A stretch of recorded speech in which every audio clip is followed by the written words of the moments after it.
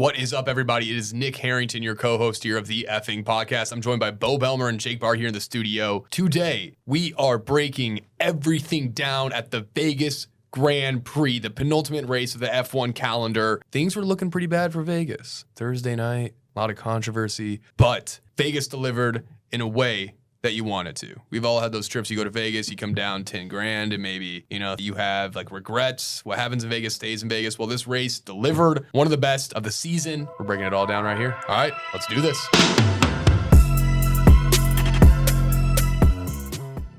All right, we're gonna lead you down what we're calling the formation lap. New bit here that we're rolling out. We're gonna give you the whole race recap in 5 minutes. If you watched the race, if you didn't watch the race, if you don't even like F1, but you found yourself listening to this podcast, you should know what happened by the time this is over. Let's see if we can do this before the song is done. All right, Bo, you ready for this? Let's do it. All right, we are under the lights here in Las Vegas, the first ever Las Vegas Grand Prix going down the strip. This city has been destroyed for the last 6 months for creation of this race. Will it be a flop? Will the people come out? Let's find out. Practice. Starting with practice. We're talking about practice? Yeah, we're talking about practice. P1, we're 8 minutes in. Carlos Sainz runs over a manhole cover, destroys his car. Practice gets red flagged. P2 gets moved to be an hour and a half late. Fans are forced to leave before P2 even starts. So first night, people saw 8 minutes of live racing, get told to go home. Black eye. Toto Wolff has other things to say. P3 goes off without a hitch though. Moving on to qualifying. Noteworthy knockouts of Q1. We have both McLarens out of Q1. What? Esteban Ocon out of Q1 and Yuki Tsunoda out of Q1. Moving into Q2, Hamilton, Perez, and Stroll fail to make it out of Q2. In Q3, we have both Williams in Q3. We have Haas in Q3 and a Bottas. Oh, a little shakeup. Who's going for pole here? Leclerc takes P1. Sainz takes P2. Verstappen P3. Sainz gets a very, very controversial 10-place grid penalty for fixing his car. We'll talk about that later. Russell P4 and Pierre Gasly, the Frenchman, P5. Now, the moment we've all been waiting for. The Vegas Grand Prix. The race. Will this race disappoint? So far, practice has not held up. The fans are pissed. Everyone in Vegas is pissed. First lap. We have carnage on the first lap. First turn. Late braking. These cars have absolutely zero grip. It's cold. It's like driving on water, the drivers are saying. Max takes P1 from Leclerc by pushing him off the track. VSC comes out as there's about 5 cars that are involved in a scuffle. We restart. Lap 3. Lando Norris has a nasty collision, sending him into the hospital. And what's even worse is McLaren's now over their budget cap after Lando Norris had to spend 5 minutes in an ambulance. Leclerc finds his way back into P1, but he's being hunted down by both Max Verstappen and Sergio Perez. Max Verstappen overtakes Leclerc. Sergio Perez overtakes Leclerc. Last lap, we see Leclerc make a late charge, take over Sergio Perez. 2 races back-to-back that Sergio Perez has been overtaken. Final results, Max P1, Charles Leclerc P2, Sergio Perez P3, Esteban Ocon P4, Lance Stroll 5, Carlos Sainz 6, Lewis Hamilton 7, George Russell 8, Alonso 9, and Piastri finishing out the points. That's all we got. Really quick, I just want to make a note of this since we're going to be jumping into the show now. Yeah. That was first try, only try for Nick doing the very first inaugural formation lap. Yeah, and I had nothing wrote down. That was just off the top of the dome. He actually freestyled that. He's been watching a lot of early 2000s Soulja Boy videos and just off the top. And then who was the guy that would freestyle Soulja Boy? And he was like a real shit freestyler, but I'm not a rapper. Oh, but I'm not a rapper. But I'm not a rapper. Okay, I can't think of his name. No, but it was like Too Hot. Oh, Super Hot Super Fire. Hot Fire. Super Hot Fire. Yeah, off the top of the dome. But I'm not a rapper. That was fantastic. Yeah. Let's talk all things Vegas. Okay. Just give me a 1 to 10 on the weekend. Okay. Entertainment value race. Entertainment to me kind of sucked. Really? Okay. I thought the entertainment was a little shoddy. Okay. It felt like very forced. The race itself, one of the best races we've had all season. There was so much controversy in this race, dude. Leading up to the race, the practice sessions, the race itself actually, though, went off without a hitch. Yeah. And I feel like everyone has been wanting for this race to suck. Everyone in F1, everyone was like, I want this race to fucking just be booty cheeks. And then the first practice, they fucking got that. And we'll talk about this, but like the race itself, man, one of the best races that we've seen this season by far, dude. What do you think? So from an entertainment perspective, I'll give it like a 6 out of 10. I'll give the race like an 8.5, like really, really up there for this season, which is kind of flip-flopped from what I expected. I thought we were going to get like an 8 or a 9 from an entertainment value and like a 5 from a race perspective. So in that sense, it was flip-flopped. Yes. You hit the nail on the head. Vegas tries too hard. We know this about Vegas, so that's not surprise. It's not surprising to me that it came across as a little, what would Jake say, cringe and try hard. Yeah. Which it was a little cringe. But it was Daniel Ricciardo cringe. Okay, yes, it was, but it wasn't for the reasons that I thought it would have been. And what I mean by that is I didn't think Vegas itself actually did anything too cringy. It's when you factor in the drivers and their personas that it becomes cringy. So like you're taking a bunch of European guys and forcing them into this American funnel, and they just like don't get it. No. And so because of that, it doesn't mesh at all. Yeah, it doesn't. And like the race, it felt very Vegas. You know, it felt like any weekend that you're going to go to Vegas where you're like, let's wear cool shirts. And it's like, why the fuck did we do that? Yeah. That's kind of like how this race feels, like, especially with the buildup of it specifically. But okay, starting at the very beginning of the weekend when they did they did like multiple driver introduction things, by the way. But when they did the one, did you see all of them on like the pillar podiums? Yep. It was very Hunger Game-esque. Yes. That was the first thing I thought of, is it looked like the Hunger Games. You have the two guys, they rise on the pillar, they do the team, they announce their names. Yeah. That could have been cool. What was uncool is the guys, I don't know how to describe it, but you can just tell that they're so uncomfortable and they're all kind of just standing up there like, hi. Like I don't think some of them got it necessarily. And also, I don't think there was a lot of fans that were there. Well, like I was paying close attention to like how many fans were in the actual stands during this. And I didn't see any like sold out section until the actual race. So I guarantee they were up there like waving at like the people that paid $5,000 for like the paddock tickets. Yeah. And that was like it, you know? And Max very specifically was like, I hated that. I felt stupid, like whatever. Yeah. So I guess like I don't think the idea was bad. It could have been executed well, but the execution wasn't great. And the meshing with the drivers was just bad. Another example was the Bruce Buffer thing with Checo. You saw this, right? Iconic, dude. Iconic. It is so funny. If you haven't seen this, look it up because Bruce Buffer all time is doing an amazing announcement of everyone. This is before the actual race. They do like a 2-hour like grand ceremony opening for it. He introduces Sergio Perez. Sergio Perez walks up next to him as if he's like going to get a mic handed to him, and then just kind of awkwardly stands there with his hands in his pockets. Bruce Buffer kind of looks at him like neither of them know what to do, and then he just kind of walks away after like 15 seconds. He's like this guy is like the boxing announcer. Yes. Guy, Yeah, right? no. So Bruce does the UFC. He does everything. He's And okay. in boxing too. No, that's Michael Buffer. Do Oh, you know the story? they're No. brothers. Do you know the story of these guys? I've heard about this. Yeah. They didn't. Okay, Bruce Buffer and Michael Buffer are half brothers. They have the same dad. They didn't know each other until they were in their 30s. They were both already doing this before they knew each other and that they were brothers. Crazy. Isn't that nuts? So they were in their 30s doing this, and they're like, yeah, this other Buffer guy kind of looks like me, and we have the same name and the same voice, but like, There's no way we're related. Basically, there's a documentary about it. So basically, like they were independently. So Michael Buffer is the Let's Get Ready to Rumble guy, and Bruce Buffer is the It's Time. That's Bruce Buffer. They were doing that separately for UFC and boxing before they knew each other, before they knew that they were brothers. So did I. Shit. No, it's a But crazy story. Cool. Yeah, there's a crazy documentary about it. But anyway, it was so awkward. It was so awkward, man. It was such a good example, though, of what I was saying, where like the American sports culture thing just doesn't really blend with F1 drivers because it doesn't resonate with them. You have this guy screaming your name as an introduction, and then it looks like an office scene. The camera just pans over, and Checo's just looking around like, "Hey, what's my cue? Yeah, what do I do with my hands?" Yeah. Like, Bruce Buffer also, he got under the hot seat because he was introducing the driver's name. He said Charles, like Charles, I think is how he pronounced it, and someone actually zoomed in on his little cheat sheet, and he spelled it SHAR-EL, which I get it. You want to like say the actual pronunciation, but he got under the hot seat for saying Charles. To be fair, no one actually knows how to pronounce. How do you pronounce it? I say Charles. So Charles Leclerc. I hear Charles Leclerc. I hear Charles Leclerc. I hear a hard C at the end every now and then. Yeah, I've heard 50 different ways. I typically say Charles Leclerc. Yeah, I say Charles Leclerc. But I've literally heard like 1,000 different pronunciations, so it doesn't matter. Yeah, he's over. Like the Italian guy. Yeah. Or sort of the Monaco guy. Monaquese. Monegasque. Monaquesque. Monaca. The Eastern UK guy. The guy from Monaco. The Southeast dude from UK. Yeah. In my brain, he's just Italian because he's Ferrari. He is Ferrari. If you're not an American driver in F1, you're an Italian. If you're on Ferrari, you're Italian. Yeah, I'm saying if you're trying for Ferrari. Yeah, so Carlos Sainz, Italian. Italian. Yeah, true Italian. If you ever drove for a Ferrari, You're you're just Italian. Italian in that moment, though. Yeah, no, while you're the driver. Yeah. Yeah, it's transferable. AlphaTauri feels very Japanese to me.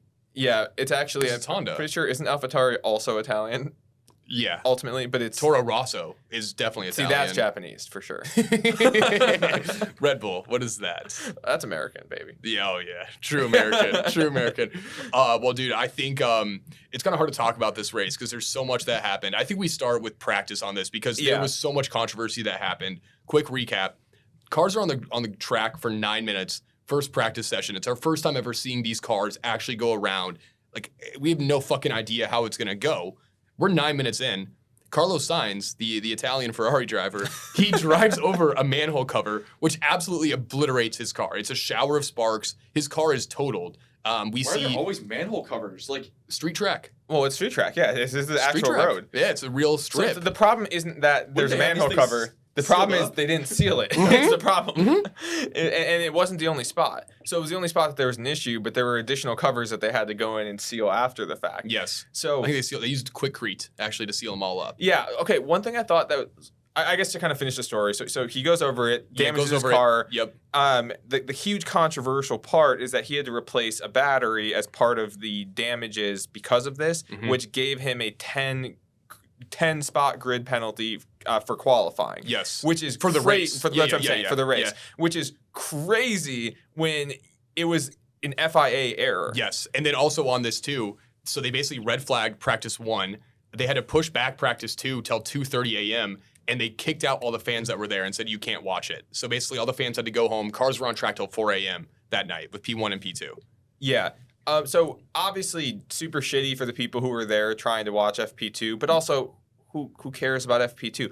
Do you think I saw a photo of people in the stands, and I saw the photo that they took. It was 7 people with their thumbs down. And Yeah. there's actually Yeah, there's a no, class it's- action lawsuit that they're filing against the FIA for their tickets back. And it's like, well, F1 made it right. You know, they gave him a $200 voucher for goodies. Oh, did they? I They didn't did even hear this. Yeah, but that Okay, to me isn't okay. making it right. That was a little joke, guys. Is but- it though? Because honestly, would you rather have FP2 or $200? You can never go back to FP2.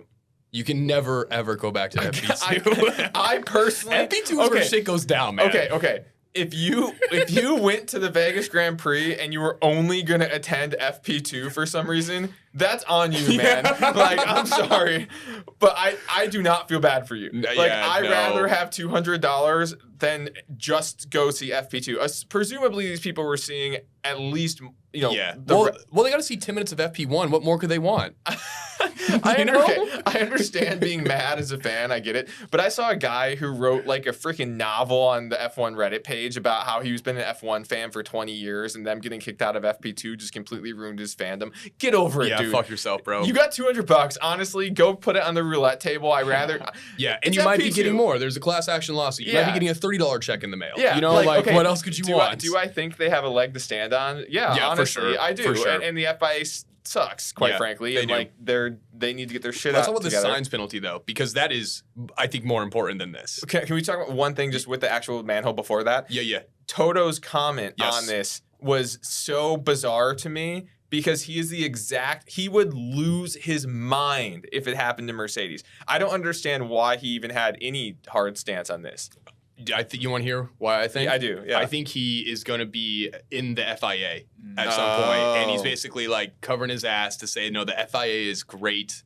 You know, Mhm. he's done a hard 180s. We got a couple hard 180s. Toto's one of them. Max Verstappen had quite the hero's journey this weekend too, which I want to talk about that Agreed. later. But it would be pretty awesome if we someday got Toto and Horner as part of the FIA, so they're no longer part of teams, but we just get to listen to them bitch about Yeah, everything yeah. with the FIA. dude, I wish they got a broadcast together. I'm excited for like 20 years from this. Yeah. Because it's gonna be like old drivers that we're now watching, and Yeah. like guys that are like Toto that are I gonna want be, like a Robin Big TV show with Toto and Horner.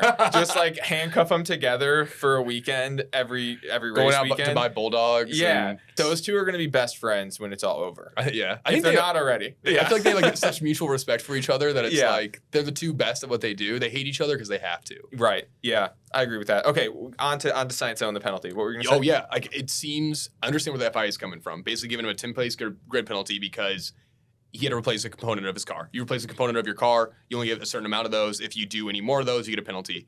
It seems harsh. It seems very harsh. That it's something that is the FIA's fault of why he has to get a 10-place ground penalty, something completely out of his control. It does feel like, though, it's going to open up a slippery slope. If all of a sudden, like, you're in a crash, that wasn't your fault. Like, he was pissed. He was trying to hold it together. I think a lot of the people, like Max was backing up the FIA, which I think also the FIA is the reason why Max won a championship 2 years ago. So he kind of has to back up everything that he That's their payback. Yeah. What do you think about this, though, man? You have to draw the line somewhere. So I agree with you. It is a slippery slope. If you start making exceptions to the rule, then it becomes every single instance is going to be challenged. Yeah. I think this is a situation, and it's happened a lot with F1. If this was Haas, no one would give a shit. No. People care because it's Ferrari. People care because it's a team that's in contention right now, not to win, obviously, but for what? He qualified third, or he qualified second. So like they had like pace this race too, which makes it even harder also. Right, and just in the driver's standings, they're in third, behind Mercedes by a whopping 4 points right now. Yeah, so there's implications of that. So that's what I'm saying. So ultimately, if this was a team like a Haas or even an AlphaTauri or whoever, that's really not going to have an impact on the constructors or the drivers' championship, then I don't think anyone would even be talking about it. It would be a blip. It would be like, oh, that sucks, but the rules are the rules. People care because of who it was, and so for better or worse, I mean, it kind of just is what it is, though. Honestly, it's kind of a non-story after this week. We'll forget about it. Yeah. But I understand your point of you have to uphold the rules at some point or else it just becomes a slippery slope, and that's ultimately worse.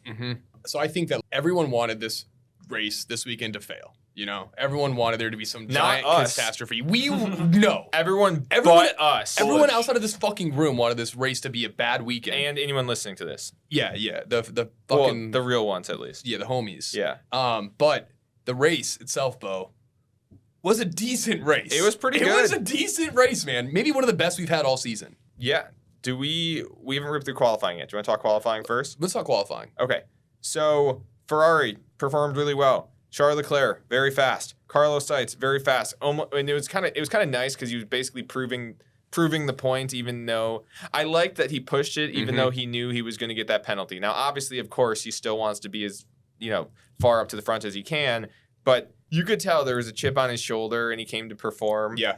Other surprises, Pierre Gasly, really great qualifying, finished P5. Yes. Albon finished P6. Logan Sargent, P7, started P6 because of the penalty. That was pretty surprising. I didn't really know what to think of it. I think there was a couple surprising qualifying results to me. Williams, I kind of expected that because it's a very high-speed circuit. You've got one of the longest straights on the grid. Williams is one of the best in the straight line, high speed.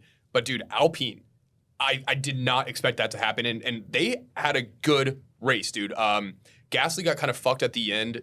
Ocon got kind of fucked at the end because of a battery issue. But Ocon finished fourth, man. And Gasly and Ocon were looking for a P4, P5 finish for the race. That was super surprising. I think the biggest, not takeaway, I was going to say shocker, I guess, out of qualifying was both McLarens out in Q1. That was huge. That was pretty wild. Yes.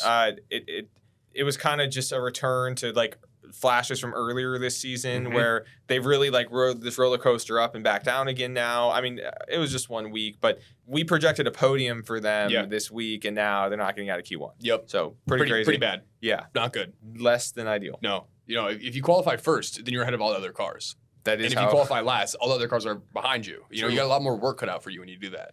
That is how qualifying works. Turns out. Someone should have told that to the McLaren this weekend. Yeah. Why didn't they think of Zach that? Brown, sit down with Lando and Oscar and tell them, hey, you should qualify better than what you did. Yeah. They understand that, right? Yeah. If you just drive faster, you have a better chance of getting points. Yes. Yeah. It's not that hard. So that's what people they should have done. overcomplicate this quite a bit. Just drive faster. Drive faster. Yeah. Fix your damn car. Keep the people behind you, not in front of you. Yes. Yeah. Yeah. Yes. That's literally it. Elbows out, as they say. Yeah. So that was qualifying. I don't really have anything else from qualifying. I don't know if you do or not. Nah, race though, man, because we're at the race. Yeah, let's just dive into it. We're not there. Like, we're not presently there, but man, Vegas needed this to be a good race. They really did, because the downward trajectory that this weekend was on was so bad. So bad. Controversy. Fans weren't happy. Drivers were not happy. Checo got embarrassed. Max Verstappen has some of the hottest takes saying that he spent the whole week basically crapping on Vegas. Bitching, dude. I got some of them here. He said, I hate this. This sucks. If I was a fan, I'd tear this place down. I can go to Ibiza to get shit-faced if I wanted to. It's 99% entertainment and 1% race. So, like, the vibes were low Damn, going into this Max race. said that? Max said that, yeah. Wow. Which You know- also, I you know respect what, the Max- shit out of Max because Not surprising. Max says whatever the fuck he wants, and I love that, dude. Yeah, you know what? Stick to driving, Max. Yeah. Okay? You let us be the fans. Yeah, we Okay? make the decisions. Yeah, you don't know what it's like. No. Okay? Watching you win weekend after weekend, how hard that is. Stick to driving, dude. Yeah, but don't stick to driving, but don't stick to winning. Yeah. Because do that makes it really hard for us as fans. Do it slightly less good Good. than you are right now. Yeah. No, I do. I agree with you, though. I thought it was funny. Anytime you can get a rise out of that guy, it's great. Mhm. It just doesn't happen too often, and it presents itself in weird ways. It does. He just strikes me as a guy who picks really weird hills to die on. You know? This is it. Nick's looking over at me like, yeah, This is it. I know another guy like yeah, that. like if he had like his 10 commandments of Max Verstappen, it'd be like everyone's gonna eat tuna fish and popsicle sticks. Yeah, like, I feel like- that's like what? Like that's it, man? He doesn't like express his opinions often, but when he does, it's very intense and it's on like Yes. the weirdest shit. Like it's that like you 4 words and that's all he Yeah, says. no one else cares about it, but it's like, oh no, dude, did you just open that with your left hand? You have to do it with your right hand. Dude. Yeah. Like, you know what I mean? Yeah. It's weird. Well, I think we should talk about kind of like some big surprises maybe or like takeaways from the race. I don't know how we want to get into this, but dude, like Ferrari, I think, had a legitimate chance of winning this race. And Carlos Sainz getting that 10-place grid penalty really screwed him over. We had that early crash, lap 1. Max pushes Charles Leclerc off the track. Max gets a 5-second grid penalty. Oh yeah, We saw did you think that should have been a penalty? Yeah, You I did? think like he left no room for Leclerc. Leclerc was outside of the outer bumper curb. Like he had nowhere to go. I think. I mean, look, ultimately did the review and Max wasn't ahead when he made the move, so it would have been. But in real time, I thought it definitely was. And then Mhm. watching the replay, it was significantly closer than I thought it was. Like it wasn't actually as egregious as I thought it was in real time. Oh, I thought it would. I think they both looked bad. Did they? Both Okay, of them. I thought they both looked bad. fair. In the back of the pack, though, we also had a second accident, which was basically Alonso and Bottas. At one point, Bottas was completely turned around facing Alonso, and they like, Now Kias. yeah. That's a good way of You putting ever it. played Rocket League where there's an Yeah. unwritten rule in Rocket League whenever you're face to face with someone, you're not allowed to break that. You just have to keep holding right trigger until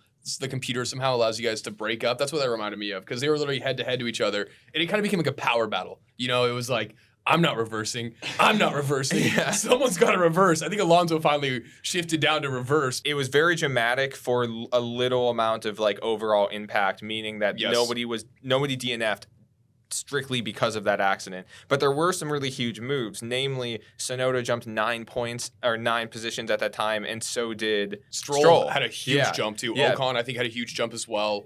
And then we saw some early cars that pit right after that too. Yeah. After that safety car that came out right away, virtual safety car. And I think the guys that pit right away on lap 2, they were in a tremendous position. And Sergio Perez was one of those who pit early. And then we saw that safety car come out 3 laps later when Lando Norris had that massive collision, man. Yeah, let's talk about that really quick.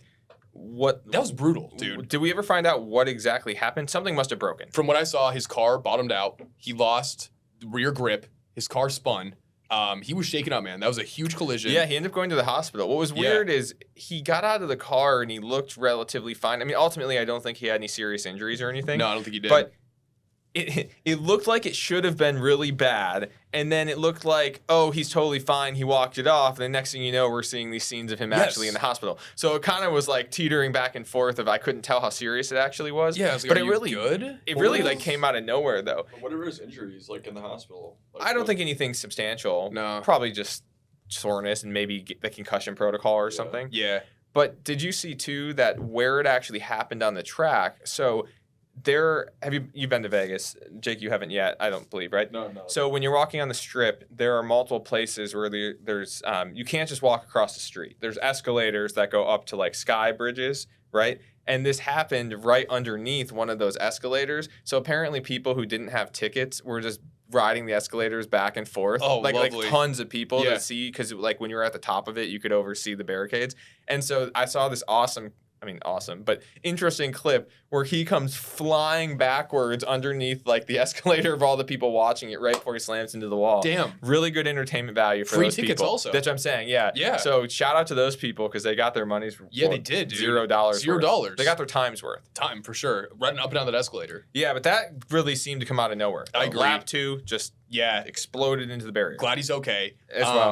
I kind of want to talk about just though like this overall track because I think I was, loved it. Yeah, it was our first time seeing this. No one had any idea how these cars were going to handle it, what kind of race this was going to bring. A lot of the drivers complained about it because it's not a driver's circuit by any means. It's very much like this is a city, this is Las Vegas. We want to make a track that goes down the strip, make it happen, and we have a sphere that we want to drive around as well. And it's going to look like an upside down pig. Yeah, it's going to be Spider Pig. I love it. And like that's what the track is. The drivers didn't like it because the corners are super clumsy. It's giant straights.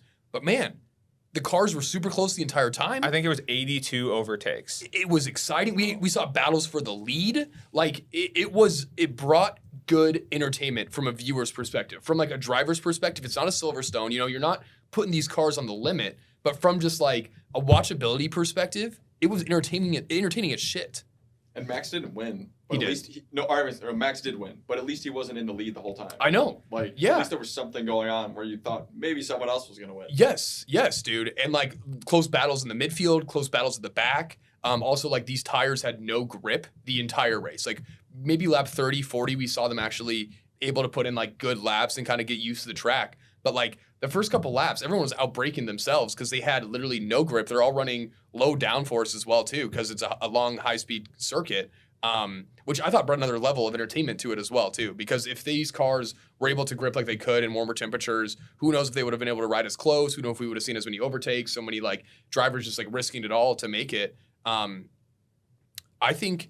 I just looked really quick. It was actually the final number was 99 overtakes, which was the most in a dry race since China 2016. Let's fucking go, That's dude. awesome. That's Yeah. the win First for of Vegas all, right there, dude. Suck it, China. That's China. China.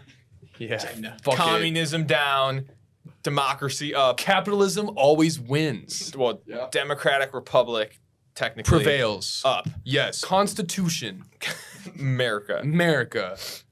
Red Bull car at Omnia. That's what we saw. That's what we got. Yeah, but no, it was good. Visually, right? So I was really impressed with how it looked visually on TV. But I had two questions about this.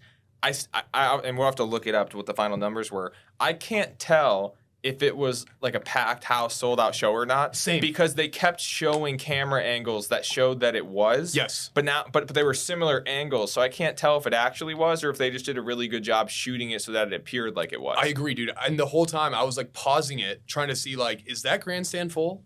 And they had like little twinkly lights in there to make it Yeah, look like people so were in you there. couldn't But it's tell. like, I don't know if they are or not. I know. I will need to look into this, and I guess we'll get back to you guys on it, or do your own research because we're not research professionals. But Yeah.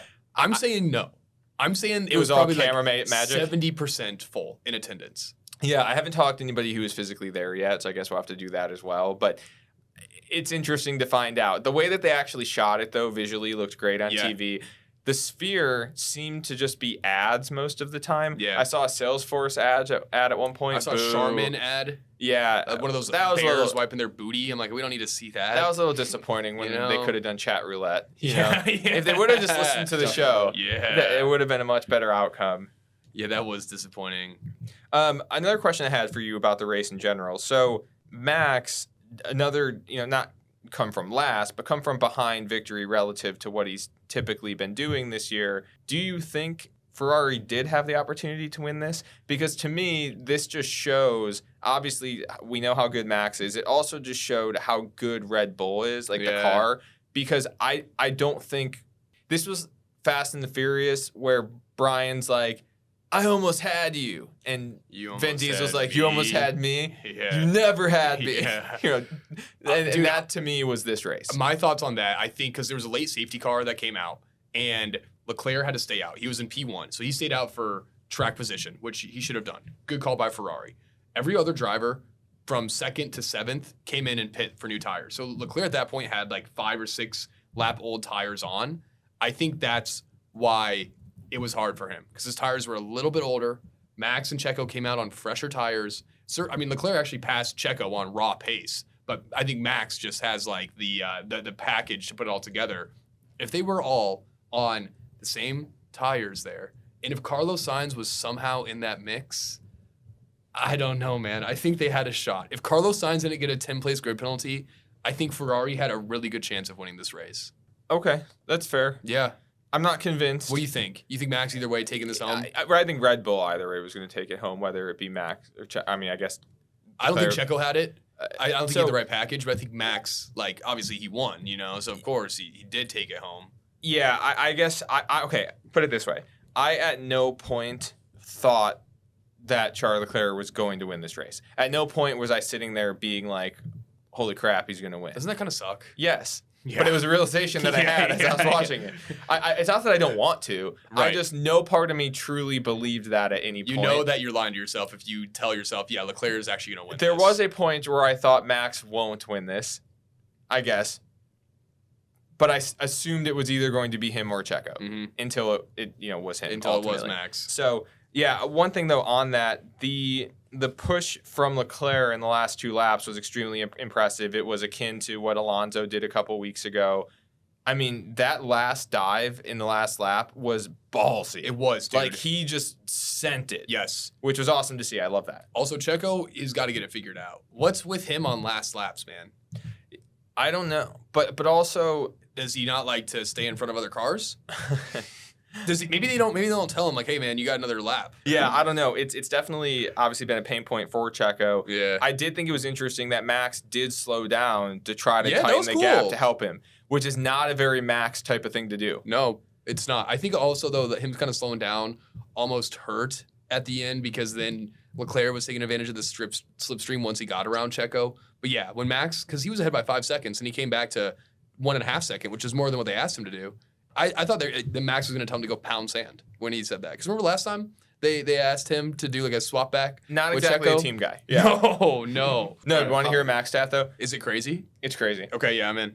If Max wins Abu Dhabi, he will have the longest win streak in F1 history and the 3rd longest streak in F1 history in the same season. Wow. So if he wins Abu Dhabi, he already has the longest win streak ever from end of last season into this season, right? Yeah. But then he lost. he didn't win a race. Who won that race? Carlos Sainz. Yeah, that was Oh, Sainz. yeah. And Max took like 6 Yeah. or something like that. But since then, he's now, if he wins Abu Dhabi, will have the 3rd longest win streak ever. So he will have set the 1st longest and the 3rd longest in the same season. Oh, I see what you're saying. Yeah. Damn. And he tied Vettel for wins. Actually, no. I see what you're saying. He's gonna overtake like the. He'll have the longest streak and the 3rd longest streak, 2 separate streaks in the same season. That's really fucking good. Yeah, Max is pretty fucking fast, That's huh? fast, dude. Max is really, dude. He is dominant, man. He's. I think we're witnessing a true one of the best of all time right now, and I think it sucks that we're in a period of dominance right now in F1. But Max is going to go down probably as the greatest driver of all time. Yeah, I think Is he already the greatest of all time? I think you can make the argument that he is. I'm trying to find. I Him think or Lewis, right? Lewis, Schumacher. I think Schumacher will be the greatest of all time just because he has like the history This to is it. going to be you like know? the Jordan I was gonna LeBron say, debate. Yeah, Yeah, exactly. Two You know, arrows, yeah. I think Schumacher and Verstappen kind of have similar vibes to each other, though. They're both not nice. They're both not friendly. They'll do whatever it takes to win. I just wish Max. Schumacher would be, seemed more of like a fan favorite, though, than Verstappen Well, did. yeah, he's just kind From of what a I've heard, I was a dollar baby. personality. I wish Max would just be a bigger dick. Like Like we it. talked. Yes, we talked Own about it, this. If you're dude. gonna be like the bad guy, be the bad Yeah. guy. Like I would love if he was just a heel, just a Mhm. straight up villain, and was like, I don't care, I'm better than everybody. Yeah. So I was trying to find the number. I just want to make sure I got it right. He, with this win in Vegas, he had his 53rd career win, tying Vettel. And Schumacher has 91 wins, and Lewis has 103, right? So ultimately, he is halfway essentially to catching Lewis. Yeah, And if and he's really done that in the last like 3-4 seasons. Verstappen has wins mostly the last 2 seasons. Yeah, So I mean, he has 20 wins this year. So if he 3 more seasons? Yeah, I assuming hope things. that doesn't happen. That assuming means we've got things- 3 long seasons ahead of us. I know, but assuming things continue, I don't think it's out of the question that he catches Fuck no. Lewis at some point. No. And we're just talking about race wins. I mean, that could be over the next 7 years Mhm. if he stays in F1, Well, which if I don't know Checo why he wouldn't. stays for 10 years, like his dad says, this is That's going to be right. a lot harder for Max to accomplish. That's right. So, I think this is a question of how long does Max stay in F1? Because if he's as dominant as he is now, I think he'll get bored of F1 before like a Lewis did. I He doesn't can't strike tell. me. He doesn't I strike can't me as tell, the guy man. who like won't. He's not Alonso. He's not the guy that like won't hang up the cleats. But I think he loves winning, but he hates losing. And so I think once he starts losing, he's going to be like, I need to fucking win. You think again. that'll make him want to stay in more? I think he's never going to go anywhere. I think he loves what he does. He's got a great system. Like, I think they have such a good thing going that I don't think he ever wants to leave. Maybe he reminds me more of like a. He just doesn't Habib. have any other personality besides driving. Like, Yeah, but it's his okay. life, he dude. reminds me all of. he does. Do you guys follow UFC at all? Oh, go ahead. Do you follow UFC at all? Not really. So this. No. I know some of the fighters. So he reminds me of Habib. So, guy's 29-0 in the UFC, and then just up and retired, and was Wow. just. I mean, it wasn't exactly like that. His father, who was his coach, had passed away. He did one more fight, won, and then retired because basically he was like, I don't want to. Yeah. I told my mom I'd stop fighting, and my dad passed away. But I could see Max being more, and like Habib, personality-wise, he lives, breathes fighting. That's all the guy does. Now he trains other people, and they have a really good team, like people in his camp, whatever. I could see Max being more of that than being like a Lewis and an Alonso who kind of hang on to the sport forever. Yeah. Like, I think Max will go out on top. I don't think he'll stick around long enough to start losing, is what I'm trying to say. Yeah. I don't know. He strikes me as a I go don't out on know. top kind of guy. I Because think- I don't think he cares about anything other than racing. And so, like, Lewis to me is not, I mean, okay, obviously he cares about racing, but I think a large thing that Lewis loves is the limelight of being an F1 driver. True. He Yeah. does love I don't that. think Max gives a shit about that. No, but Max also, I think, I mean, all these guys are competitive. Yeah. All these guys are competitive as shit. That's why they are where they are. Definitely agree that Lewis probably likes driving as much as he likes wearing weird outfits. Like, he was the only Right. one that dressed up in like a weird, he wore like a leotard. you know? Always does. Yeah. But I just assume every outfit that Lewis has on, he has to like unbutton his crotch to take it off. he's naked while going to the urinal. Yes. Like a romper. Yeah, You know? yeah. He's like, Lewis hey, can you loves undo? rompers. Hey, Checo, can you? Or George, can you unzip me, please? You know what he's like? He's like that guy, like when you go to public school in first grade and there's that kid that no one ever told him how to pee in a urinal, so his booty cheeks are hanging out. You just make Yes. fun of him. That's Lewis every time he goes pee. Yeah, Definitely. and it's Butt cheeks out at the also urinal. Botas, but for completely different reasons. Yeah, Just yeah. because he's alphaing the whole Yeah, room. yes, you know what yes. I mean? Yeah. Yeah, it's cool when he does it. Botas is definitely the guy who just doesn't wear clothes if he doesn't have to. No, he's naked more Yeah. than he's not. Yeah, If it was up to him, he wouldn't wear a fire suit. yeah, he just He'd, he'd wear a crash helmet, but that's it. That's it. Yeah, Yeah, yeah. safety first, but like Yeah. nothing else. Yeah. Hell yeah. I think McLaren, disappointing race. Obviously, Piastri snuck his way in the points. Williams, though, to me, man, that to me was, I thought this track was going to be suiting them extremely well. I was expecting them to have double points finishes here. I mean, why would you ever assume that? Logan Sargent drives for Williams. True. But dude, how great would it have been America, if man. Logan Sargent, his first ever point at the US Grand Prix, his second ever point at the Las Vegas Grand Prix, which is US 2.0. But that didn't happen, unfortunately. Going through this as well, dude, Alpine had a phenomenal race weekend. Yeah. Phenomenal weekend, dude. Ugliest car ever, but the Dis- livery was disgusting. But- Disgusting car. But Gasly got kind of fucked with a late battery issue, but he was riding in like 4th or 5th. Ocon ended up getting, I think he finished 4th. That was a huge surprise. And then rolling through this as well, too, Mercedes, a bit of a disappointing weekend as well. Hamilton, I think, finished 9th. I think Hamilton finished 8th. George Russell finished 9th. George Russell had a 5-second grid penalty for harpooning into Max Verstappen, which George Russell is the king of not understanding the rules and just crashing into people when he gets pissed off and then blaming it on the other person. We saw more of that today, which I love that. George Russell, keep doing you, man. Keep doing the wrong thing and keep getting penalties for it. But disappointing race for Mercedes. But, dude, I just loved what this track brought, man. Not a driver circuit, but like it brought such an unknown that made it great. Where we saw teams that normally aren't riding in the top 10 consistently competing up there, man. And Well, and I think ultimately the amount of American cope that we have to do now is relatively limited. yes, Most of the cope is about it's- practice. Yeah, Practice. We're talking about Talk practice. about practice. Yeah, it's stuff that can be fixed. Yeah, not right? the game. Like we can not the game. tweaks can be made to make this a great weekend next Yes. year, which is all we need. We don't have to do as much cope as we would have done anyway. If this race would have sucked, oh my god. Oh man, it would have been bad because nothing else besides this weekend. The race was great. Everything Yeah. else was kind of like a little, whoa, what the fuck happened? And buckle up. We got 10 more years of this, man. Well, 10 more 9, years. but Not yeah. 9. Boy, 9. even until Checo retires Yeah, from Red Bull. well, So, yeah. which by the way, his seat's safe. I Yeah, guess. yeah. I saw this. Yeah, so he Horner clinched, came out. He clinched P2. His seat's safe for now. Sucks for Danny Rick and or Yuki. We're kind of running out of exciting things to look for in the Drivers' Championship heading into Abu Dhabi. We won't talk about Yeah. it too much. Nah, well, the preview will be here. I do have a couple questions about this that we'll save for the end about Abu Dhabi. So Okay. I do have some questions Yeah, we'll for you. do just a really quick sentiment preview. Yeah. Let's call it that. Yeah. Sentiment preview. Yeah, I so- like that. Let's just finish off Vegas, Yeah. do our mini award show. Yes. P1 of the week. Who you got? P1. I have Charles Leclerc. I picked him to win this race, and god damn it, I'll take a second place. He was split between the two Red Bulls. He didn't double down. He wasn't able to make it, but he put his money on the pass line and took home second place. That is all the Vegas puns that I got for you. So yeah, Charles Leclerc P1. Speaking of Charles Leclerc and the two Red Bulls, did you see the cool down car? Dude, What was that? that was great, bro. That was unreal. Why?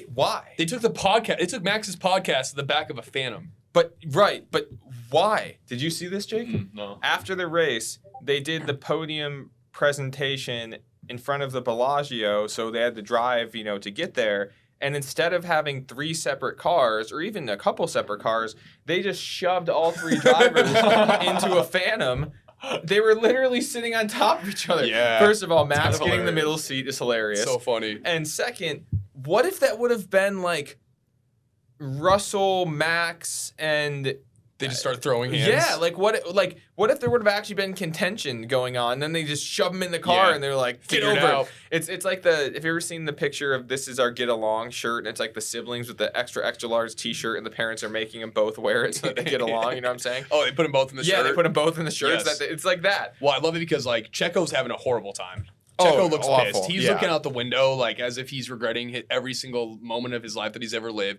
Verstappen's in the middle, joking about going to the fucking club. He's on cloud 9, bro. Leclerc is just like kind of in the middle, I'd say, in terms of how he's feeling. But that was goofy as I fuck, just don't dude. get That why. was so goofy. I just don't get why. I don't either. Like, what was the Vegas? thought? Yeah, what was the thought process Vegas. behind that? Or did they not think about it and they were just like, we got to get We him gotta get him somehow. somewhere. Just send one of the cars, Yeah. So weird. And Uber then- Black, come on. Yeah, and then they do the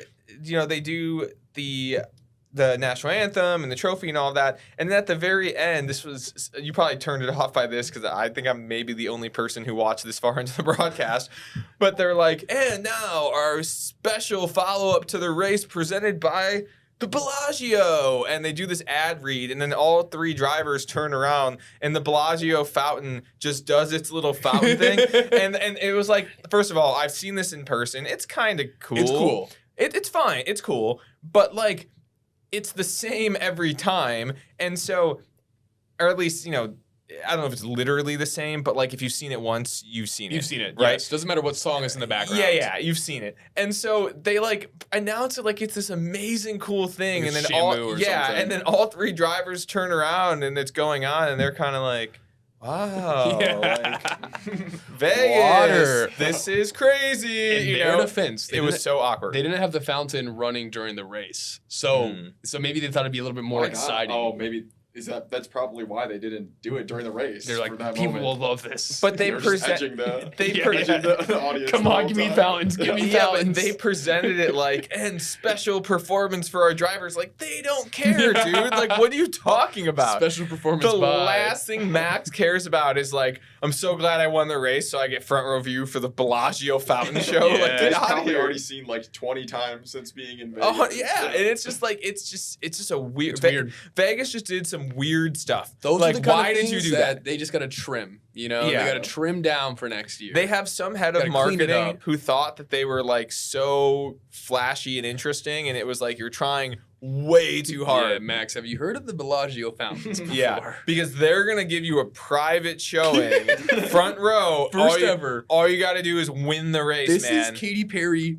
fireworks. Yeah, literally. First ever I know. Bellagio fountain. I wonder what song they did. Probably the F1 song, I would imagine, but I don't Yeah. know. Yeah, I don't know. What they We should have find done out. is had like an iPod right there, and Max gets to pick the song. the Supermax. Yeah. Oh, Yeah, that would have that'd been be funny. cool. See, then that would have been funny. Yeah. If it okay, you know how they had the Japanese trophy that you kiss it and it turns your colors? If it would have been like the winner has like a song and show specifically for them, and there's That'd been like fun. the fountains and drones in the sky make their face or something. I don't Yeah. know. That would have been cool. Yeah. But it wasn't that. It was just here are the fountains. You know. The trophy's just like a cup of Bellagio fountain water. Yeah. We don't really care that much. Yeah. I thought that was bizarre. P1. Yeah, my P1 of the week is it's honestly going to be Checo, which pretty much for nothing other than he's literally fighting for his life out there, and he pulled it off. He did. He's gotten good pace these last 2 weekends. Yeah, He's came back. Checo's back. It wasn't that Bounce it was back like watch. a necessarily crazy, exciting performance from him, other than I can imagine the amount of pressure he must actually be in internally, and Yep. he kept his seat. Yeah. So good for him. Love it. Should we do our Ferrari or Shake and Bake next? Ferrari of the week. Ferrari, I'm going with manhole covers. Nice. Easy choice. They sometimes they just come out and grab you. They grabbed the fuck out of Carlos Sainz this weekend, caused a class action lawsuit against the FIA. It's not the first time that manholes have made an appearance in F1. In Baku, they made an appearance. There's another race too. So, you know, I think the FIA has a tough decision to make here. Do they either, first off, inspect the manhole covers before a race, or do they just let them be? And it's like a Mario Kart kind of thing. But, I'm you know, surprised. we'll see what comes next year. I'm really surprised that like these are ever an issue. Like I would think that these tracks, like just with how much detail goes into the cars and whatever, that they would make sure that these manhole covers are sealed up. But there's probably like maybe 20 of them like on the whole track. I mean, it probably would take like I feel like if you tell 20 minutes to go check each one like with your eyes and just make sure that it's not exposed. I feel like if you told a 10-year-old, like, hey, we're gonna have a race down the Vegas Grand Prix strip, like, what should we look out for? That's probably gonna be the first thing that they would say. Yeah, literally. Like, it's not like a smart it's not person like to come up very, with like, this. intuitive thing to think of. It's like, oh, maybe we should avoid these big holes Yeah. in the street. Like, Speed bumps, do we need to get rid of those too? Yeah, no, literally, leave yeah. those. yeah, Ferrari? yeah, Yeah, no, I was listening to you guys go. manhole covers, man. Yeah, no, that's a good one. I mean, so it's manhole covers kind of dash Ferrari is ultimately a Ferrari of the week, Ferrari for which is a great pick. I think that's the best pick of the weekend. My pick is going to be McLaren, and it's not that they did anything particular that was like a Ferrari moment. It was just they were on such a hot streak, and they have now let it slide. Essentially, I mean, Piastri still had a pretty good race, but when we're talking podiums and double podiums, and we expect them to be in contention for a podium pretty much every week now. Mhm. And we go to both of them being out in Q1, Lando DNFing, and Piastri making the points, which a point, you know, we kind of have- like a little consolation prize there. yeah, it's respectable, but not what they should be were doing. right, not what they should be doing, and not what George Russell probably projected that they were going to do heading into the weekend. Right. Especially when Lando is 5 points behind both Alonso and Sainz for 4th place in the Drivers' Championship. Yeah, and by the way, Sainz and Alonso are now tied. Yeah. So that's kind of interesting to watch heading into this next week. But Yeah. yeah, so not for any like one incident particular reason. I guess there weren't that many really isolated incidents this weekend. No, like the strategy calls were pretty good. Yeah, there was nothing that really stood out. Yeah. I'm So- with you. which The- is the good. I think the event planners for F1 could probably be a Ferrari of the True. week. That could Yeah. easily be one. I got a shake and bake for you Oh, though. okay. Yeah. Yeah. Yeah. I'm going with shake and bake is Max Verstappen's hero's journey this weekend.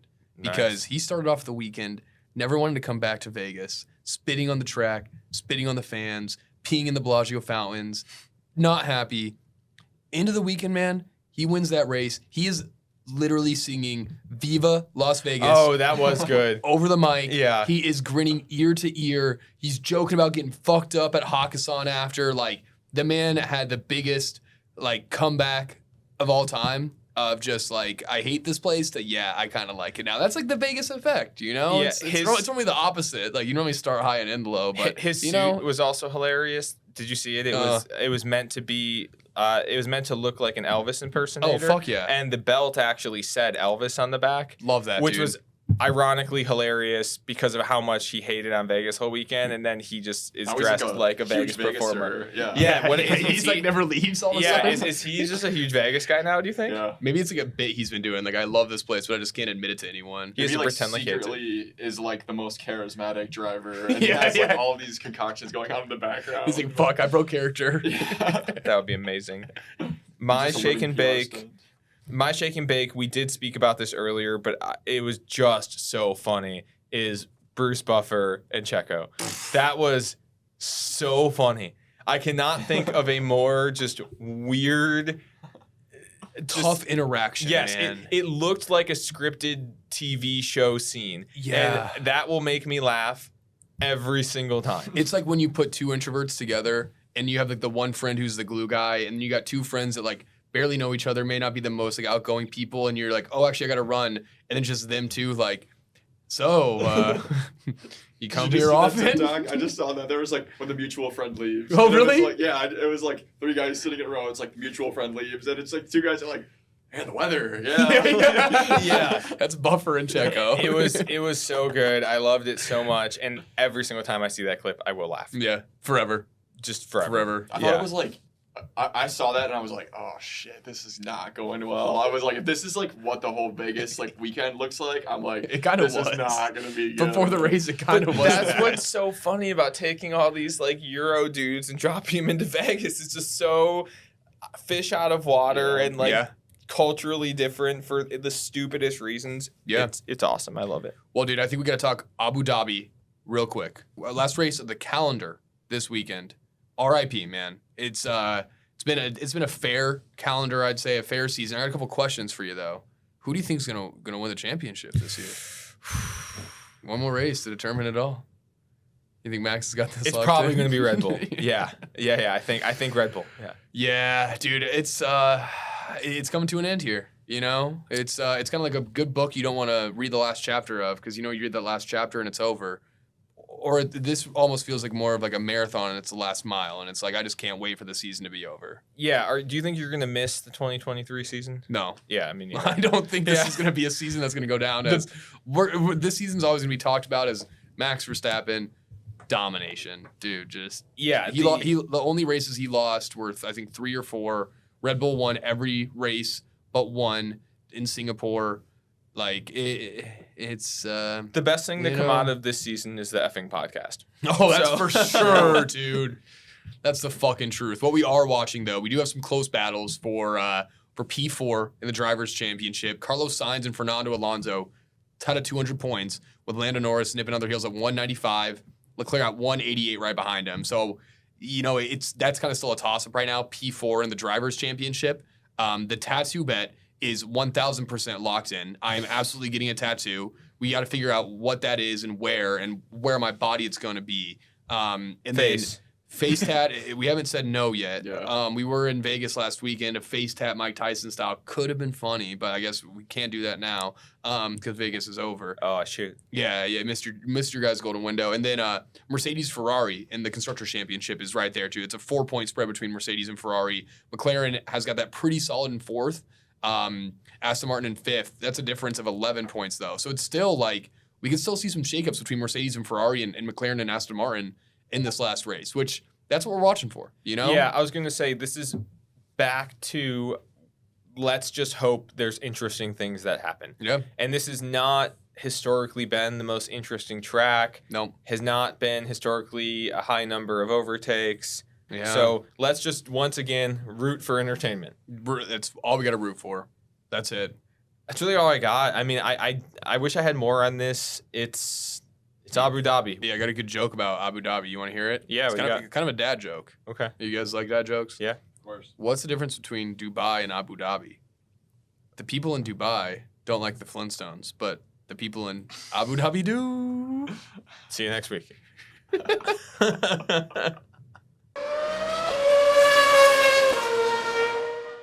hope you enjoyed the effing podcast. Check out our socials for additional content, and we will see you out on the grid.